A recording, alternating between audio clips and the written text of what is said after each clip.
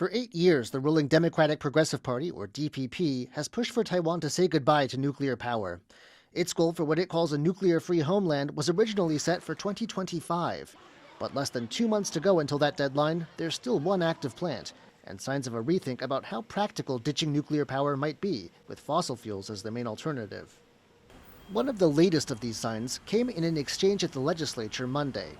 The head of Taiwan's Academia Sinica, a top research institute, who also helps lead Taiwan's climate change committee, said a possible U.S. withdrawal from the Paris Climate Accord would be a blow to the goal of a carbon-neutral world by 2050.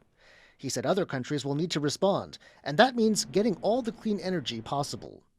近年我们没有放弃任何干净能源的本钱。您当时有说要利用新科技提升核能安全性，或补强位于地震带的核电厂。我想这一些言论是否代表您对于国家能源的发展是不排除核电的？从技术上来讲，这些是可行的。是可行的，所以您不排除？是的。 The head of a prominent business association says the economy minister has made similar remarks in private. 新能源的问题，我是跟郭部长交流，他认为台湾必须要用新核能来取代，才能解套很多问题，才能把电费降低。刚刚郭部长我有跟他私底下交流，他认为这些问题可以解决的，他有信心。我对这个郭部长的思维我也认可。 But what officials are calling new nuclear power has its limitations. Daniel Chen, who's pursuing a doctorate in nuclear energy, says that while reactors made with new tech are thought to be cheaper, they don't solve the problems that sparked debate about nuclear power to begin with, especially waste. While they were touted as being able to run on recycled fuel, security concerns mean that early promise hasn't amounted to anything.